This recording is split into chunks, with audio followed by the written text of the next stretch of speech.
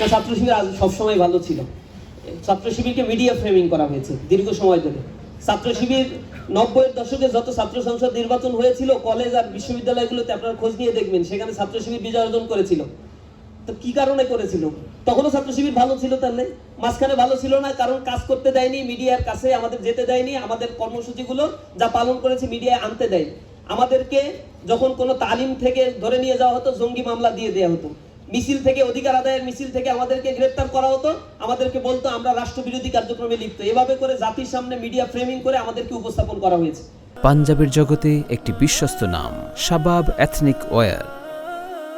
ইসলামী ছাত্র শিবিরের কর্মসূচি 1977 সালে যেমন ছিল এখনো তেমনই আছে। আমরা কোনো নতুন কিছুই করছি না, একই কাজের ধারাবাহিকতাই আমরা বজায় রাখছি। শিক্ষার্থীরা আমাদের কাজগুলো অ্যাপ্রিসিয়েট করছে, আমাদের সাথে শিক্ষার্থীরা ছিল, আমাদের সাথে শিক্ষার্থীরা আস্থা রাখছে। ইনশাআল্লাহ তারা আমাদের পক্ষে থাকবে। আর একটা বিষয় হচ্ছে ইসলামী ছাত্র শিবির আগামীতে গণভোট যেটা অনুষ্ঠিত হতে যাচ্ছে তার পক্ষে দেশব্যাপী ক্যাম্পেইনে সক্রিয় ভূমিকাও পালন করবে। শিক্ষার্থীদের সাথে নিয়ে বাংলাদেশের প্রত্যন্ত উপজেলা পর্যন্ত, গ্রাম পর্যায় পর্যন্ত আমরা হ্যাঁ ভোটের পক্ষে ক্যাম্পেইন পরিচালনা করব শিক্ষার্থীদের সাথে নিয়ে। আপনারা দেখতে পাবেন ইসলামী ছাত্র শিবিরকে শিক্ষার্থীরা কত বেশি পছন্দ করে, ছাত্র শিবিরের সাথে শিক্ষার্থীরা কিভাবে থেকে কার্যক্রমে অংশগ্রহণ করছে। এটা আমি বলে ফেলছি। এই দ্বৈত স্ট্র্যাটেজি তারা শুধু এই কারণেই করেছে, তাদের মেইন দলের লেজুর ভিত্তি বা পারপাস সার্ভ করা তাদের একটা উদ্দেশ্য। তাদের দলের অনেক হাইওয়েট নেতা যাদের দ্বৈত নাগরিকত্বের কারণে নির্বাচন করতে পারছে না, তার শুনানি চলছে। এতে একটা প্রেশার ক্রিয়েট করার জন্য নির্বাচন কমিশনের সামনে তারা দিনব্যাপী অবস্থান নিয়েছে। আজকেও কিছু শুনানি আছে, এ কারণে আজকেও তারা এখানে অবস্থান নেবে। আর মিডিয়ার দৃষ্টি ফেরানোর জন্য তারা সাকসুই নির্বাচনকে ইস্যু করেছে, এটা জাতীয় ইস্যু বানানোর চেষ্টা করছে।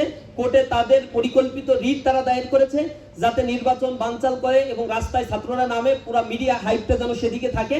আর ওদিকে তাদের যে দ্বৈত নাগরিকত্ব এবং ঋণ খেলাপির কারণে যাদের প্রার্থিতা বাতিল হয়েছে সেগুলো যেন অনায়াসে তারা প্রেশার ক্রিয়েট করে ফিরিয়ে নিয়ে আসতে পারে।